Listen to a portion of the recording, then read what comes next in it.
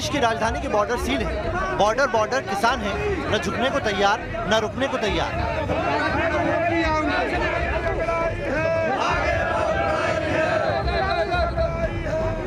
तीन नए कानूनों का हुआ किसानों की जिद, विपक्षियों का भ्रमजाल और सियासी जमीन बनाने की साजिश में एक चाल। दिल्ली में चलाया जा रहा ये किसान आंदोलन कुछ याद दिलाता है।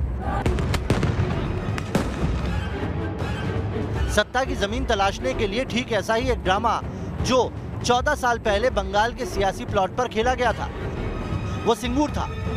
हिंदुस्तान के किसानों के नाम पर किए गए बड़े सियासी आंदोलनों में से एक था सिंगूर। 14 साल पहले सिंगूर के किसानों के कंधे पर सियासत की एक बंदूक रखी गई थी। जिस जमीन पर टाटा का प्लांट लगाना था, टीएमसी ने वहां अपनी सियासत सुलगा ली। धरने हो रहे थे, प्रदर्शन और घेराव हो रहे थे, विद्रोह की चिंगारी भड़काई गई और हिंसा, उपद्रव, हत्या, आगजनी सब कुछ शुरू हो गया। किसान धरे गए, मारे गए, जेल गए, कुछ भूख से मरे, कुछ नाउम्मीदी में मर गए। 2 साल के कथित आंदोलन में कहने को तो किसान जीत गए थे, उनकी जमीन छीनने से बच गई थी, टाटा को बाय बाय करना पड़ा था और इसी सिंगूर की धरती से उपजी ताकत की बदौलत बंगाल की कुर्सी पर दीदी सवार हुई थी। लेकिन 10 साल तक सिंगूर का नसीब कोरा ही रहा और अब ममता बनर्जी को एक बार फिर इस सिंगूर की याद आई है। सिंगूर में 11 एकड़ जमीन पर एग्रो पार्क बनेगा। इसके लिए तैयारी पूरी कर ली गई है और यहाँ बाउंड्री वॉल का काम भी जारी है। बड़े बड़े वादे, हसीन ख्वाब, सोनार बांग्ला के सपने, माँ माटी मानुष, दीदी को सब याद आ रहा है। क्योंकि दरवाजे पर चुनाव है, दरीचे पर बगावत। ऐसे में दीदी ने एक बार फिर चुनावी चूल्हे पर सिंगूर की काट की हांडी चढ़ाने की कोशिश की है। इसीलिए आज के नेशन इन्वेस्टिगेशन में हम यही तहकीकात करेंगे कि क्या उद्योग विरोधी ममता ने तबाह किया बंगाल। पश्चिम बंगाल में विकास सबसे बड़ा चुनावी मुद्दा है और इस कसौटी पर ममता सरकार की हकीकत क्या है, इसकी पड़ताल ग्राउंड जीरो पर जरूरी है। राज्य में अपनी चुनावी जमीन खिसकते हुए देख राज्य के मुख्यमंत्री ममता बनर्जी ने एक बार फिर सिंगूर का सिगुफा छोड़ा है।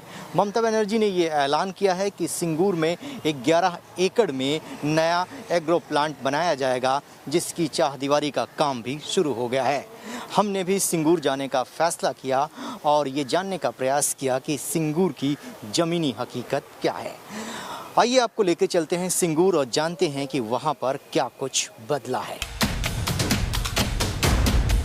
कोलकाता से उत्तर पश्चिम की ओर करीब 47 किलोमीटर दूर है सिंगूर। सिंगूर पहुंचने के लिए हमने हाईवे का रास्ता लिया और करीब 2 घंटे के सड़क सफर के बाद सिंगूर के उस इलाके में जा पहुंचे जहां 2006 में टाटा ने नैनो कार के लिए प्लांट लगाना चाहा था। हाईवे से अंदर एक पतली सड़क जा रही थी और 997 एकड़ जमीन के उस हिस्से तक गुजरती थी। सड़क पर इक्का दुक्का लोग गुजर रहे थे। पूरा इलाका तकरीबन सुनसान था। जमीन पर या तो घास या झाड़ियां उगी हुई थी या फिर इधर उधर ह्यूम पाइप्स बिखरे पड़े थे। यही वो सिंगूर था जिसे बसने से पहले ममता बनर्जी ने उजाड़ दिया था और वो सिंगूर आज तक अपने नसीब पर रो रहा है। एक बार फिर पश्चिम बंगाल में विधानसभा के चुनाव हैं। हम सिंगूर में हैं।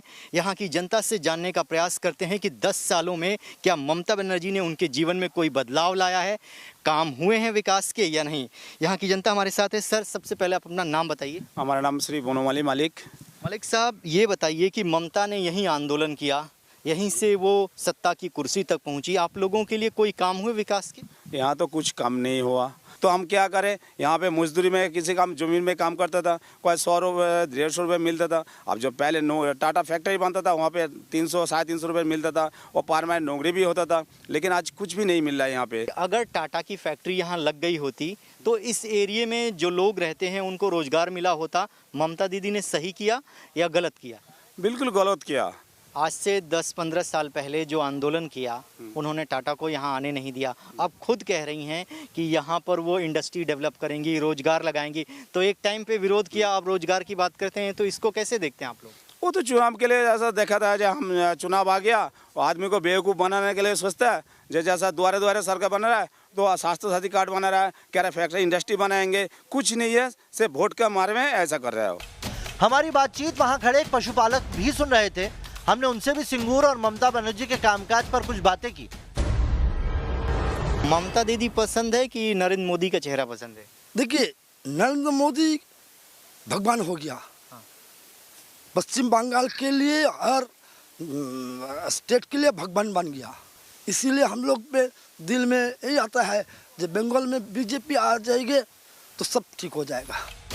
हमारी बातचीत के दौरान सड़क से गुजर रहे कुछ और लोग ठहर गए।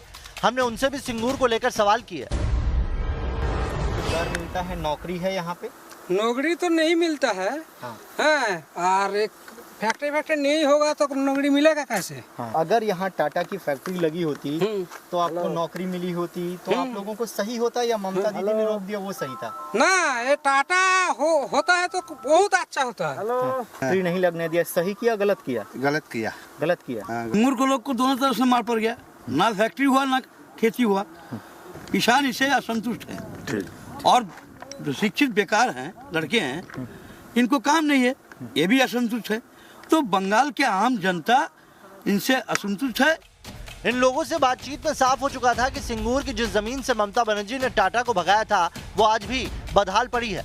लेकिन सवाल था कि जब ममता सरकार ने किसानों को जमीन वापस दे दी तो किसान उन पर खेती क्यों नहीं कर रहे?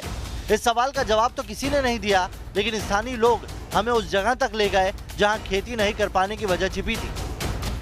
अभी क्या हालात हैं, हम ग्राउंड जीरो पर पहुंचे हैं। आप देखिए कि 999 एकड़ ज़मीन जो है टाटा ने एक्वायर की थी और इस वक्त जहां तक आपकी नज़र जाएगी सिर्फ आपको बंजर ज़मीन दिखाई देगी। यहां पर ना किसान खेती कर पाते हैं ना यहां पर प्लांट लगा, तो दोहरी मार सिंगूर के लोगों को पड़ी। उनका रोजगार गया, ज़मीन भी चली गई और वो अपनी ज़मीन पर खेती नहीं कर सकते। देखिए किस तरीके से पूरा का पूरा जो ये एरिया है वो कंक्रीट में तब्दील हो गया। आप अगर नीचे देख सकते हैं तो टाटा का लगभग 95% काम जो है पूरा हो गया था और 2 महीने के अंदर वो प्रोडक्शन चालू करने वाले थे, लेकिन बीच में आंदोलन हो गया और उनको पूरा का पूरा काम रोकना पड़ा। अंदर की तस्वीरें आप देखिए कि बड़े बड़े लोहे और छड़ आपको दिखाई दे रहे होंगे और ये कंक्रीट की ज़मीन है। यहाँ पर अब खेती नहीं हो सकती। यहाँ के लोग उन लोहे को निकालते हैं और मार्केट में ले जाकर बेचते हैं तो उनको कुछ पैसे मिल जाते हैं, लेकिन यहाँ पर रोजगार का साधन कोई नहीं है। जानकारी के लिए बताना जरूरी है कि मई 2006 में टाटा ने सिंगूर में नैनो कार प्लांट लगाने का ऐलान किया था, जिसके बाद प्रदर्शन शुरू हो गए थे। टीएमसी के रविंद्रनाथ भट्टाचार्य जी ने आंदोलन भड़काया था। ममता भी गिरफ्तार हुई थी। टाटा प्लांट के विरोध में ममता ने 25 दिन भूख हड़ताल भी की थी। मामला सुप्रीम कोर्ट तक गया था और किसानों की जमीन खेती लायक बनाकर वापस देने का फैसला हुआ था।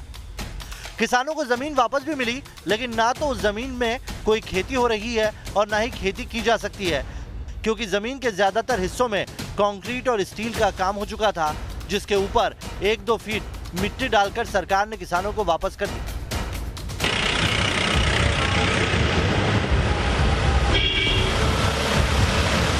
बंगाल में एक बार फिर जब चुनाव का वक्त आया तो सिंगूर पर सियासत गर्म हो रही है। ममता बनर्जी सिंगूर को फिर सपने दिखा रही हैं, तो दूसरी ओर 10 साल तक ठगे गए किसान बदलाव का संकल्प ले रहे हैं। बंगाल में वोटर्स की नाराजगी की वजह जानने के लिए हमने पश्चिम बंगाल की सियासत पर नजर रखने वाले एक और एक्सपर्ट से बात की। हम लोग सिंगूर का एग्जाम्पल अगर ले तो वहाँ पे लैंड एक्विजिशन मूवमेंट था, जैसे नंदीग्राम के बारे में हम बात करें तो। लेकिन जब ये जो टाटा नैनो प्लांट सिंगूर से चली गई उसके बाद लोगों को थोड़ा सा ये रिग्रेट हुआ कि अभी हम लोग के साथ क्या हो रहा है। यहाँ पे इंडस्ट्री कहाँ है? जो प्रॉमिस किया गया था कि ठीक है हमें ज़मीन वापस मिल जाएगी, लेकिन अभी वो ज़मीन को कल्टीवेट नहीं कर सकते हैं। या जो वहाँ पे जो एम्प्लॉयमेंट था या जॉब अपॉर्चुनिटीज़, जैसे कोई सिक्योरिटी गार्ड बना, कोई एक कैंटीन शुरू किया, वहाँ पे जो सपोज रियल एस्टेट उसका जो प्राइस था वो बढ़ सकता था, वो नहीं हुआ है। तो यहाँ पे जो जॉब्स है वो नहीं हुआ। तो ये नाराज़गी तो डेफिनेटली ममता के खिलाफ है। वोटर्स की नाराजगी जमीनी हकीकत पर आधारित है, लेकिन ममता सरकार फाइलों में दर्ज आंकड़ों की बुनियाद पर चुनाव लड़ना चाहती है, जिसमें ममता सरकार का दावा है कि 2012 में राज्य में 35 लाख लघु उद्यमी थे, जो 2020 में बढ़कर 89 लाख तक पहुंच गए। पश्चिम बंगाल में 2010 में 8,322 फैक्ट्रियां थी, जो 2020 में 9,534 हो गई और फैक्ट्री मजदूरों की औसत आमदनी 1.3 लाख सालाना से बढ़कर 2.3 लाख सालाना पहुंच गई। इसके लेकर के पार्टी का भी एक मत है कि इंडस्ट्री होने से गांव का भी विकास होगा, नौजवान को रोजगार भी मिलेगा और छोटे लोग जो हैं दुकान भी करके खा सकते हैं, अपना बिजनेस भी करके खा सकते हैं। इसलिए उन्होंने जो कहा है वो उचित कहा है, उचित समय पर। हालांकि 10 साल से पश्चिम बंगाल को विकास के रास्ते पर ले जाने का दावा करने वाली ममता सरकार की एक और हकीकत यह है कि देश में बेरोजगारी की दर जब करीब 10% थी तो पश्चिम बंगाल में 11% से भी ऊपर है। इतना ही नहीं, जिस पश्चिम बंगाल में ममता बनर्जी माँ माटी मानुष की बात करके किसानों की हितैषी बनने का दावा करती हैं, वहाँ के किसानों की औसत आय भी राष्ट्रीय स्तर पर किसानों की औसत आय के मुकाबले करीब आधी है। पश्चिम बंगाल के सिंगूर में ममता बनर्जी ने टाटा के साथ जो सलूक किया उसका खमियाजा पूरा पश्चिम बंगाल आज तक उठा रहा है। सिंगूर से लेकर कोलकाता के रास्ते में कई ऐसे उद्योग धंधे, कल कारखाने आपको ठप दिखाई देंगे जहां कभी काम हुआ करता था। सिंगूर से एक बड़े औद्योगिक घराने के वापस लौटने का असर पूरे पश्चिम बंगाल में हुआ और पिछले 10 साल की बात करें तो यहाँ पर कोई भी बड़ी इंडस्ट्री नहीं लगी। हालांकि ममता सरकार ये दावा करती है कि इंडस्ट्रियल ग्रोथ पश्चिम बंगाल में ज़्यादा है, यहाँ पर इंडस्ट्रियाँ लगी हैं, लेकिन हकीकत यही है कि कोई भी बड़ा औद्योगिक घराना इन 10 सालों में सिर्फ इसलिए नहीं आया क्योंकि जो हश्र सिंगूर में एक बड़े औद्योगिक घराने का हुआ उसको आगे कोई भी बड़ा औद्योगिक घराना झेलना नहीं चाहता था। पश्चिम बंगाल में ममता बनर्जी चाहे विकास के कितने दावे कर लें, लेकिन जमीन पर जो हकीकत दिखाई पड़ रही है उससे मुंह नहीं मोड़ा जा सकता और सिंगूर की मिसाल पर पड़ताल के बाद ये बात और पुख्ता तौर पर साबित हो जाती है। कोलकाता से लेकर सिंगूर तक की तहकीकात के बाद ये पता चला है कि सिंगूर के किसान बेहद बुरे हाल में हैं। 14 साल से जमीन पर उपज नहीं है। ममता सरकार ने किसानों को धोखा दिया।